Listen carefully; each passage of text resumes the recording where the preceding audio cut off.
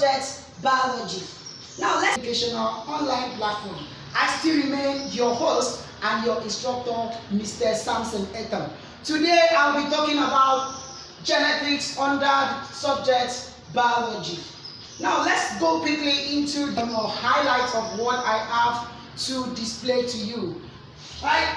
Today's topic promised to be very fascinating as we will consider the first one, definition of genetics and variation, terms applied in genetics. Under that we consider genes, chromosome, gamete, zygote, phenotype and genotype, dominant and recessive, heterozygous and homozygous, hybrid, locus, diploid, haploid, and the word mutation. And we also consider the last one, how the gene are being expressed or how the gene has been transmitted from the parents to the offspring. So quickly let's go into the first one. What is the meaning of the word genetics?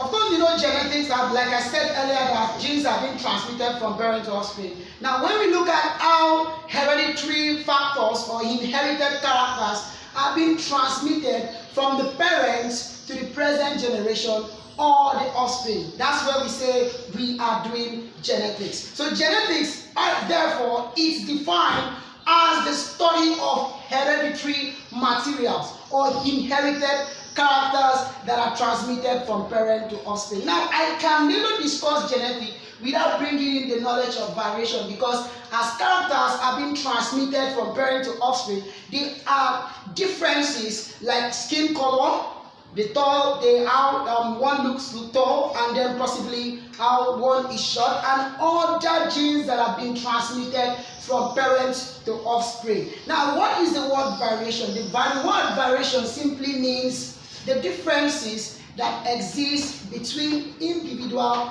of the same species. Remember, the word same species, it must always be from the same species. There is no longer, there's no way a lion can begot a goat. There is no way. Whereas there is no way a lion can possibly give birth to a goat. There is no way. And that means a human being cannot give birth to other low-class animals like the goat, the dog, and the rest of it. So the knowledge of genetics needs to be applied in this field. So let's consider the first terminology, genes. What is the meaning of that word gene? We say gene is the structural unit of what? Genetics or hereditary. Because the word hereditary simply means how these traits or the characters are being transmitted from parent to the offspring. So if characters are being transmitted from parent to offspring, that means there must be something at the smaller level that aids in transmission of these characters. So that's why we say a gene is the structural unit and the functional unit of what? Hereditary. Next one is chromosome. What is chromosome? Now the word chro from Greek word, or chromo from Greek word, means color. The word chromo from Greek word means color, and the word zome means body. Chromo and the zones. Now, if you have these two words together, you have chromosomes. And from the knowledge of genetics, we say chromosomes are thread-like materials which are not seen with the naked eyes, but they can only be seen when found in the nucleus, and can only be seen when there is mitotic division or meiotic division of cells. That's using the nucleus. So the chromosome now become the thread-like materials that looks colorful in appearance in a microscopic view. It looks colorful at the initial stage of mitosis or meiotic division. The next one I want to consider is gamete. Of course, those of us, we happen to be in GS3, and then our teacher, basic science teacher, will always explain gametes through sexual reproduction and the rest of them. Then what is this gamete? Gamete is formed as the result of meiotic division. Meiotic division that happens in cells in the nucleus to form a gamete. We have two types of gametes. We have the male gamete and the female gamete. Most times we say the gamete that is produced for male is spermatozoa or sperm cells. Then the gametes that is produced for female are the ovum or the ovules. And look at the word zygote. From fertilization, when gametes fuses together, they form zygotes. That's looking at reproduction. Whenever the spermatozoa mix with or react or possibly combine for the purpose of reproduction, we have a zygote is being formed. Now the next one is phenotype and genotype. The word phenotype means the total sum of the genetic makeup. That we are looking at. Most times we see what we say already, phenotype, that this is the behavioral pattern or the behavior or character that you see in an individual. That might be tall or short, color, and the rest of it. But when you see genotype, you look at the total genetic makeup. That's when we look at DNA, deoxyribonucleic acid, that plays a vital role in gene expression. Now let's consider the next one, dominant and recessive gene. Dominant from the word it dominates. Recessive from the word it does not dominate. So when we say a gene is dominant, it means this gene is being expressed. It is being expressed. For instance, we have the gene that codes for tallness and shortness, and the tall one, that's, for instance, we have T and T, two alleles. This T signifies that it becomes dominant over the small letter T, which is always the recessive gene. Now, when we look at the recessive gene, this gene is not expressed when there is gene expression. Now, that recessive means that looks like in this form, TT. This TT stands for shortness, while capital letter TT stands for what? Tallness. Now let's look at the next one, heterozygote and homozygote. From the word homozygote, an individual is said to be homozygote if it has two similar genes for the same character. What do I mean by this? If it has two alleles, that's a pair of contrasting genes. It has two alleles that arise from a chromosome. For instance, if I have for people we normally have the X chromosome and the Y chromosome. Now, if we have XX chromosome, this means that this gene becomes what? An homozygous gene. But if we have XY, this particular chromosome becomes what? Heterozygous. Now, what do we mean by the word heterozygous? An individual is said to be heterozygous if the two members of the pair of genes controlling a pair of contrasting character are different. That's what I was looking at here, X and Y. What is the pair of contrasting character called? The pair of contrasting character are called alleles. Alleles. Now, most times in chromosome, when we consider the first one chromosome, I will look at these alleles deeply when we look at how genes are being transferred using the chromosome and up to the structural level called the gene. Now let's look at the next one, hybrid. From the word hybrid. Hybrid means an offspring that is being produced from crossbreeding. Crossbreeding of both parents. That's happening in plants. Today you see new fruits being developed from the old one. Like for instance, we have grade 1 mango, grade 2 mango, and the rest of them. You see another breed of mango. That's hybrid. So when a plants are being crossed over to each other, that's when the knowledge of genetics comes into play. They crossbreed each other, they form what? The hybrid. The hybrid becomes the offspring that has been formed from the parent, from the process of hybridization between the parents to form the offspring. And let's look at the next one, locus. Locus. Here we refer to a point where genetic materials or traits or genes are found. Now we look at the structure of chromosome. If this happens to be the structure of chromosome and the centromere is here, a gene can be located at this point, a gene can be located at this point. So any point here in chromosome where gene is found is called what? A locus. Last but not least are the diploid and the haploid, and as well as mutation. When we say diploid, it means 2. When we say haploid, it means 1. So diploid means a pair of chromosomes, like what is here we have chromosome XX that pair. Then haploid means just a single. And this diploid and haploid are designated with letter. For haploid we have N, small letter N. Then for diploid we have 2n. So it means that a diploid number is just the multiplication of the haploid number of chromosome found in individual. We will talk about more. We talk more on chromosome when we look at the life. So as the disorder that is present in gene. Most times you see children who are born with chromosomal disorder. From the chromosome, you see a child having Klinefelter syndrome, Turner syndrome, and the rest of it. Then inability for the blood to clot, it might be called hemophilia, sickle cell, and the rest of them are most of genetic disorder, and which is called mutation or mutation.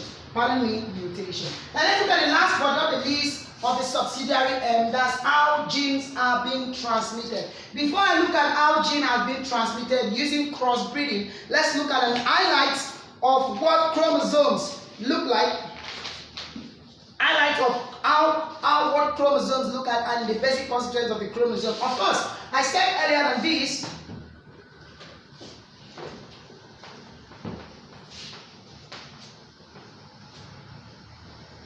Now I want to give you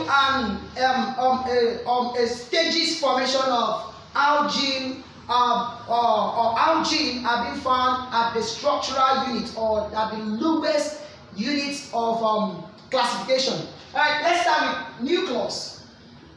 Say nucleus. Inside the nucleus of a cell, we have the chromosomes. I said earlier that the word chromo stands for color, and zomes means body. And these chromosomes are thread-like materials that are found in the nucleus of a cell. After the chromosome, what is inside the chromosomes are chromatin. Then these chromatins are also thread-like structure, but in this case, if the chromatin that one solid that's surrounded by a protein called histone, that's when we look at genes. Now this last one, we look at the after chromosome, we have chromatin, we have DNA. So DNA now becomes the gene, gene. I beg your pardon. Then gene, we have DNA. Now after the gene, the DNA is found in the gene. Now this is where I said that the gene is the structural basic of inheritry or inheritry in genetics. So let's look at the structure of chromosome and what this chromosome looks like. I said before that chromosomes are thread-like materials. This is how the structure of chromosome looks like.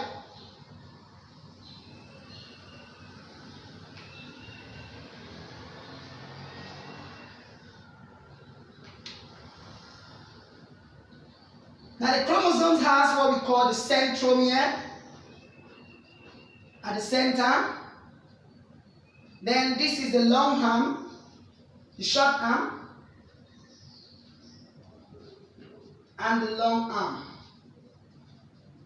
Each of these arms are joined together by a centromere. Now, this very chromosome is the first chromosome, and this one is the second chromosome that are paired together. Now, if they are paired together, they are no longer called chromosomes, whereas they are called chromatids. Chromatids.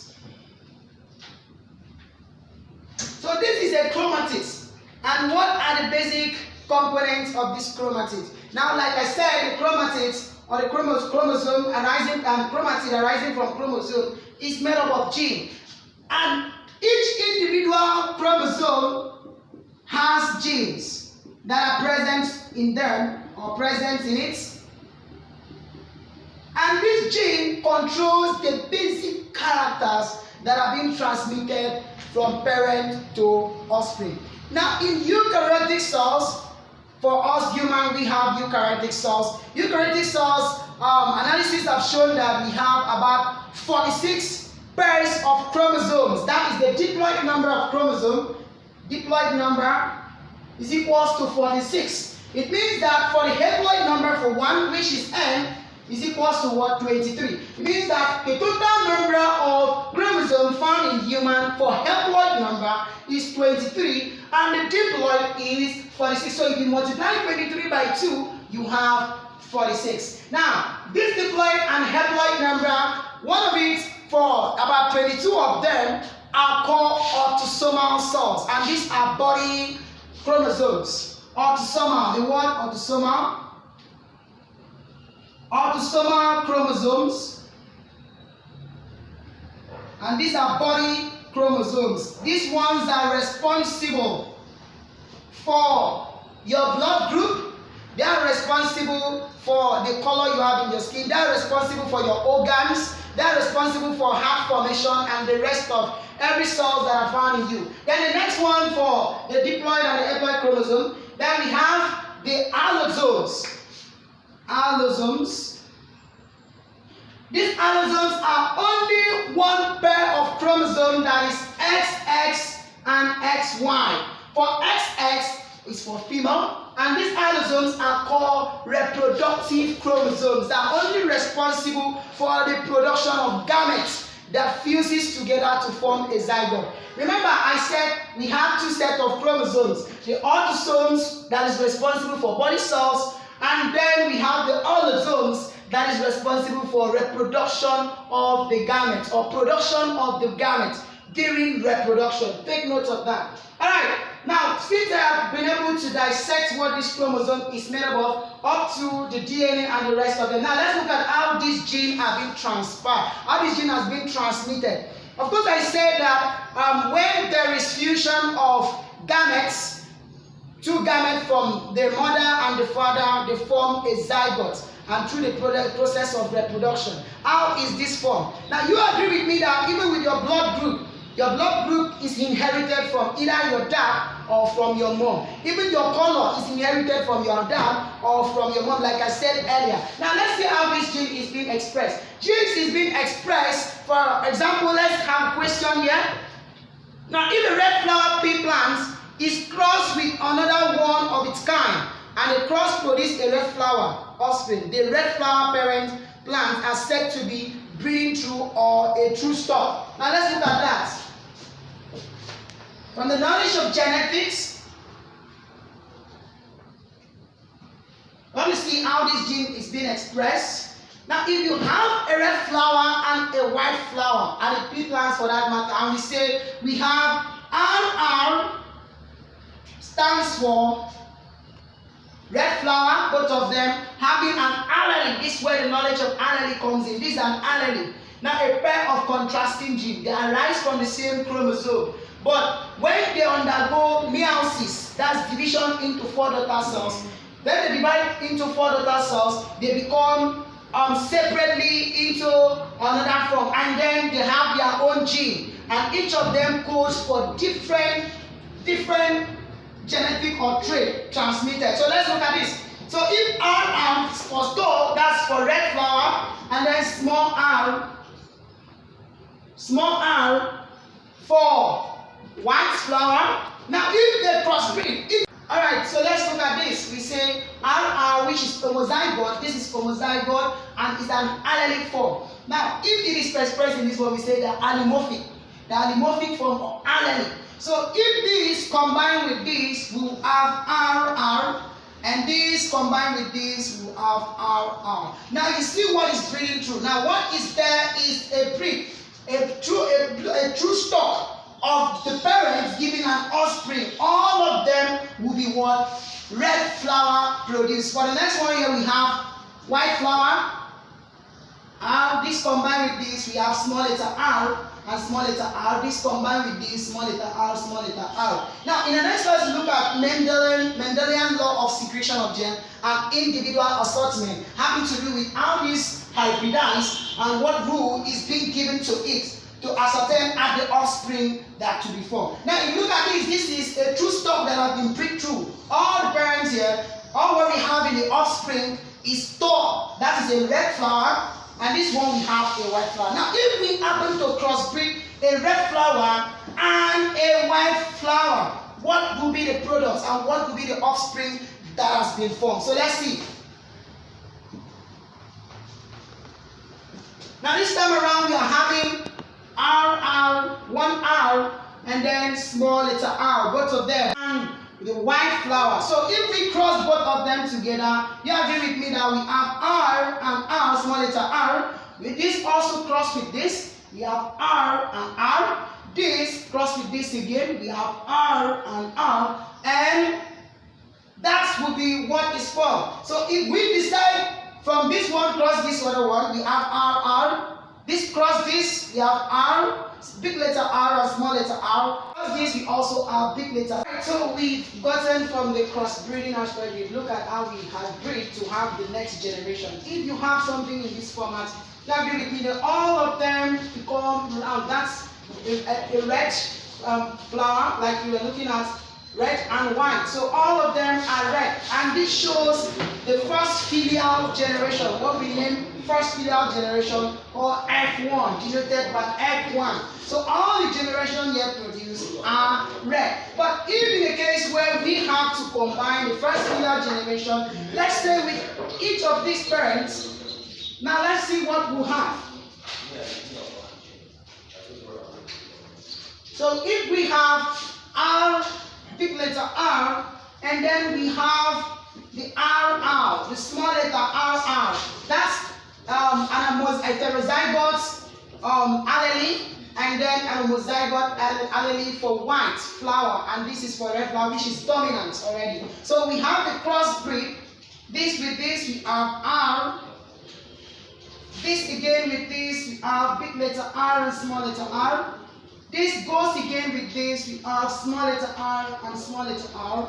And this, at the last one, have small letter r and small letter r. From here, you agree with me that it has been displayed, the phenotype ratio and the genotype ratio has already been displayed, where we have two dominant and two recessive genes. This becomes heterozygote, recessive. So we have a red flower, two red flower produced, and then two white flower produced from the second filial generation titled F2. So if we look at this, we see that we also look at the genotypical ratio. We say the genotypical ratio becomes what? 2. That's 1:1. And then the phenotypical ratio here becomes 2:2.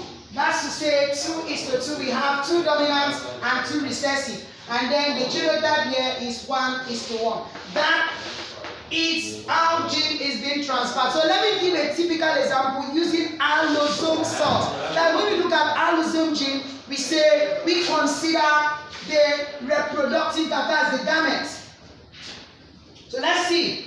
Now you need to ask me a question how paternity of the child is being formed. We want to use this crossbreed to look at the paternity of the child. Either a child is a male or a child is a female. Of course, I said earlier that chromosomes, we have the X chromosomes and the Y chromosome for allosome. That's for reproduction into gametes and into forming a zygote. So if we have X for female, and then we have XY for male. Now we can determine from the knowledge of genetics, we can actually look at the paternity of the child, what the child or what the offspring will be, what the offspring will look like, either a female or a male. Let's do the crossbreeding. This is XX chromosome for a female and XY chromosome for male. So if a man, which is XY, marries a woman who is XX, what would be the outcome of the child? So it means that if X crossed with this, we have XX, and then X again crossed with this, it must segregate, of course, XY,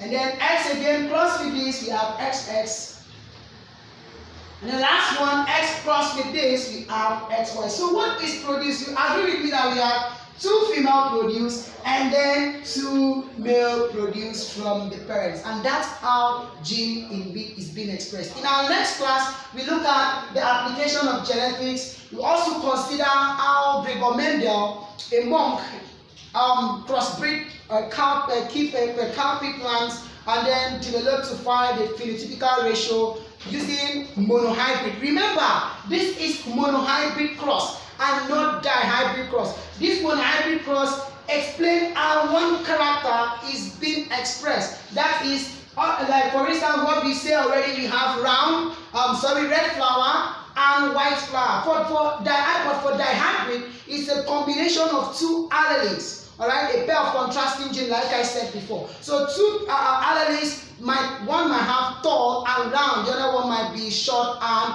wrinkle. When they cross over each other, what will be observed? That's when we look at dihybrid cross. So with this, we've come to the end of our class.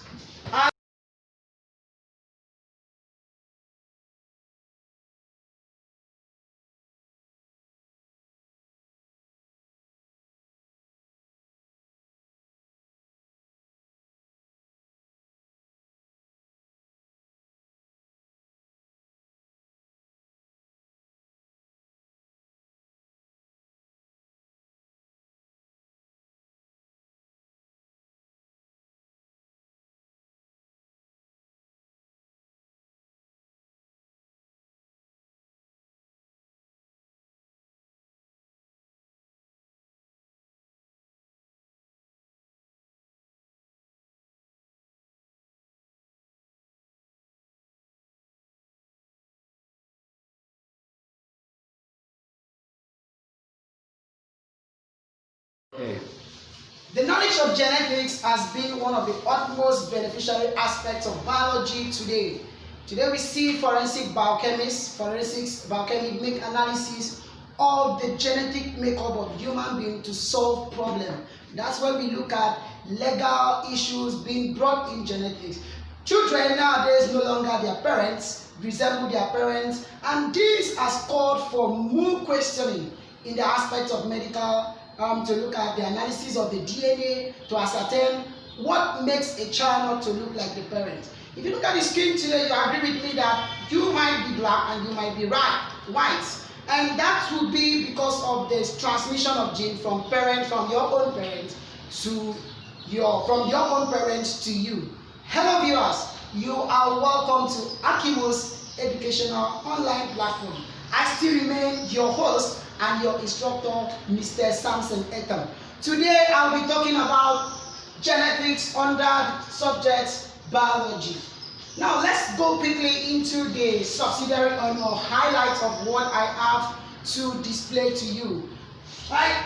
Today's topic promises to be very fascinating as we will consider the first one, definition of genetics and variation, terms applied in genetics. Under that we consider genes, chromosome, gamete, zygote, phenotype and genotype, dominant and recessive, heterozygous and homozygous, hybrid, locus, diploid, haploid, and the word mutation. And we also consider the last one, how the gene are being expressed or how the gene has been transmitted from the parents to the offspring. So quickly let's go into the first one. What is the meaning of the word genetics?